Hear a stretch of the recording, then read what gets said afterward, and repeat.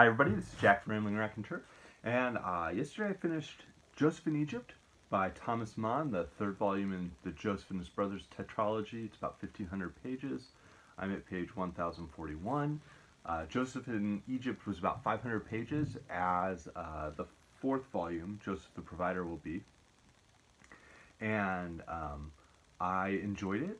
I had worked through the first two books, which were each about half the length of this one a week during the first 2 weeks of March, and then life happened. Intervening crises in the world happened, and that slowed my reading, slowed my ability to, be putting up videos, paying attention to really dense works, and so I needed to slow down as I was working through it. It is very digressive and tangential, as the other two books were, with a certain sense of humor, though. And I've enjoyed reading them. So we left Joseph. He was quite arrogant as an adolescent. He was the favored son, even though he's the 11th of 12.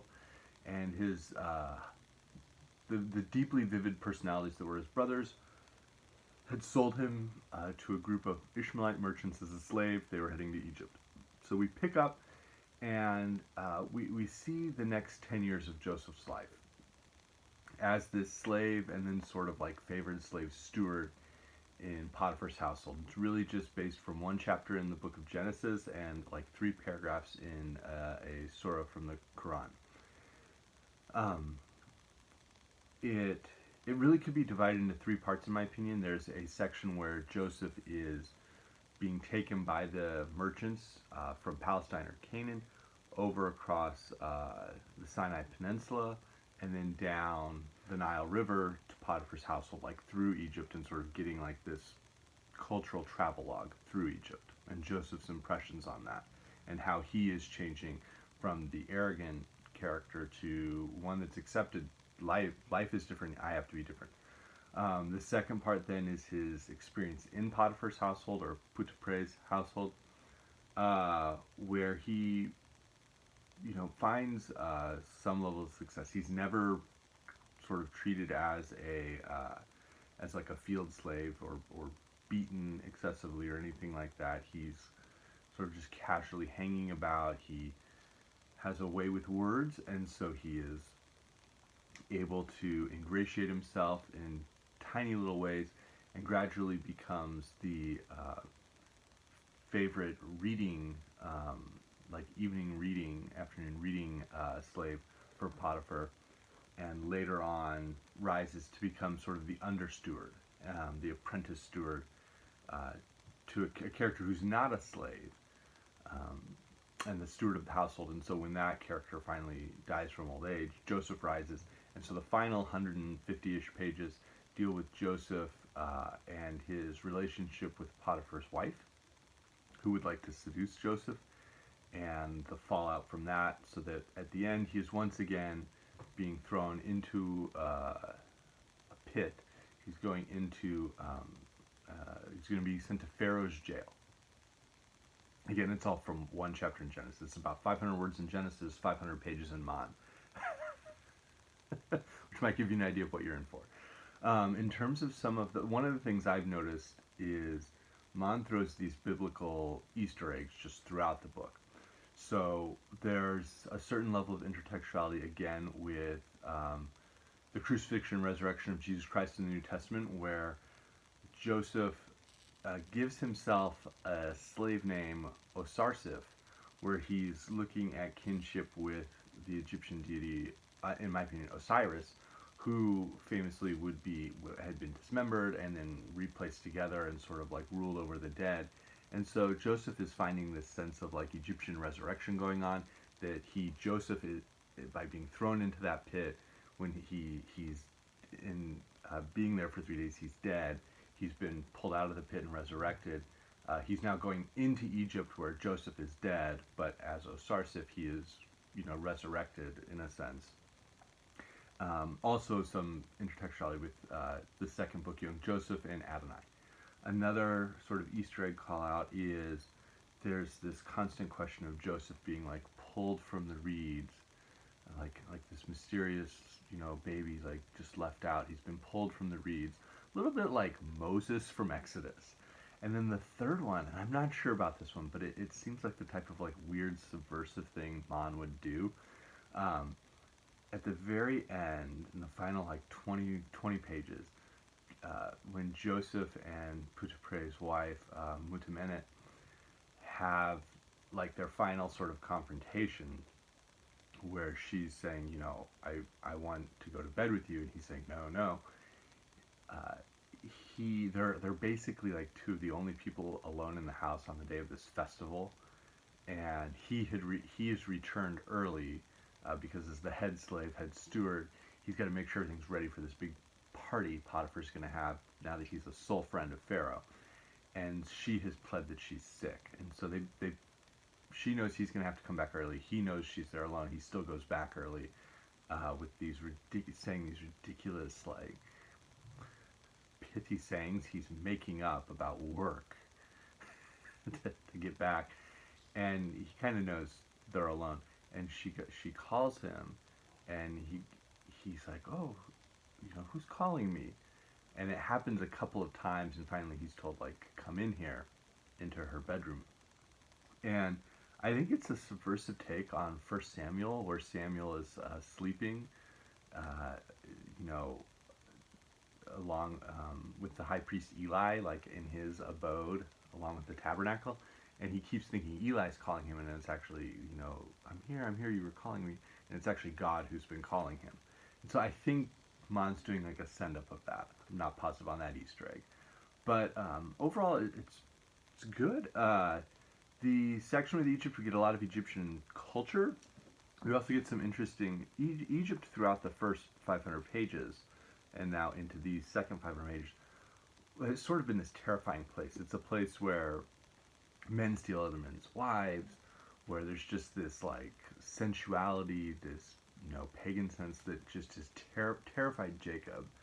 It seemed like the worst place in the world for him, and Joseph goes into Egypt with that feeling. He doesn't really like it, but he's accepted that he needs to be there. So I wanted to read one passage from that. For this monstrosity of the ages, in its royal headdress of stone, was enormous, not only in size, appalling not only because of the darkness of its origins. What riddle did it speak? But it did not speak at all. Its riddle was its silence, that calm, intoxicated silence, in which the creature directed its shrewd and brutal gaze on past the man who stood there questioning and questioned, and that missing nose had the same effect as someone wearing a cap tugged down over one ear. Yes, if only it had been a riddle like the good old man's about his neighbor's property. Then, no matter how deeply hidden and covert the numbers, you still could have shoved what was unknown back and forth and weighed relationships until you not only might have found the solution, but also have been brazen enough to work it into a playful conversation. But this riddle was nothing but silence, and to judge by that nose, the monster was the brazen one, and that human head was not really meant for such a monster, no matter how shrewd that head might be. And that's the Sphinx. So as he's traveling through, he sees the pyramids, and they're described as just magnificent, and they have this enamel outside that's starting to crack and peel off. And then he sees the Sphinx, and it just absolutely terrifies Joseph. And it brings up this theme of like male female that runs throughout this book. This feels very much like a book that focuses on like sensuality. Um, one of sort of the twists that Mann adds in Joseph in Egypt is that he has Potiphar be a eunuch. So he's a courtier within Pharaoh's, sort of like nobility and not necessarily he's inner circle by the end, but just outside the inner circle throughout the first 400 pages of the book. And so his parents had him made a eunuch like as a baby, so that and they have this whole discussion about it when Joseph is there as like a slave to like give them snacks while they're reclining one afternoon. So he understands that that Potiphar's a eunuch, and he thinks of Potiphar as being like his oldest brother Reuben, like a very large, like tall, strong man. Um, and so there's this sense when Potiphar's wife Mutamenet falls in love with Joseph and falls in love then slash like falls in lust with Joseph. Um, he there's a sense that she's never like actually been intimate with anyone. She talks to towards the end. She talks to like a whole group of her friends. This female like upper class, upper middle class, upper nobility about it, and it's clear some of them have had affairs. One of them continually like not only is intimate with her husband but has like a soldier she's intimate with, and maybe there's like a third guy, and just casually. And so there's these really interesting attitudes going on, whereas Mutamene has never really been with anyone, and she becomes like infatuated with Joseph. And so the final third of the book was really intense. It was really powerful. It felt like Anna Karenina with a lot more feeling, a lot more passion. Shots fired. Uh, it was interesting, and it went to some really like dark emotional places with these characters. We get a visceral sense of how like destructive passion can be, and Joseph sort of sets up this set of barriers of like, I'm not going to what would Dad think? What would my deceased mother think? Reuben lost the inheritance because he sported with one of the father's concubines. Like, what would happen to me if I did that? And so he has this whole list of like reasons he's not going to go to bed with Potiphar's wife. And she, of course, like initially it's sort of seductive, and then gradually it just becomes more and more intense, and we get into like black magic, where she's trying to like cast these wild and deeply in detailed description spells to try and win Joseph over. But within a paragraph in the Quran, in the surah around Joseph, there's a bit about how she held this party to show like how beautiful Joseph was. She had held this party with all of her friends, and that when he walked in, they were so overcome that they were like cutting fruit, and the knives slipped, and like everybody cut their hands, and they were just so distracted by Joseph. Well, it's set up a little bit differently. After she's been like trying to seduce him for a couple of years, she sits and like systematically files down all of the knives so that they're razor sharp, and then passes out the fruit, and everybody's in there, and then Joseph comes in his like slave like loincloth to pour the wine for everybody, and that's when everybody's fingers slip. So she totally sets it up, and it reads like a passage out of like a Dario Argento or Italian giallo film. It was a horrible sight. In some cases, the nimble little knives had skidded an inch deep, so that blood was not just seeping but gushing and streaming. Little hands and golden apples were inundated and smeared with the red liquid that soaked into the petal-white fabric covering the lady's laps, dyeing it red, forming little puddles, dripping down onto their small feet and the floor. What wails of woe, what lamentations, what a screeching and rolling of eyes there was, once Mutamenet's remark of insincere amazement made them realize what was happening. Some of those who could not stand the sight of blood, especially their own, were close to fainting, and were kept barely conscious only by vials of zodri and pepper oil carried by dainty serving girls who leapt about among them. And there's just sections like that are full of like color, full of like the smells of Egypt, and that sort of place you there in this early Bronze Age culture that is in a sense, Egypt is considered to be sort of like the height of culture within this world that Mann is describing. And for Joseph, it's kind of a living nightmare that he learns to live in and accept, that then becomes an even much more frightening nightmare.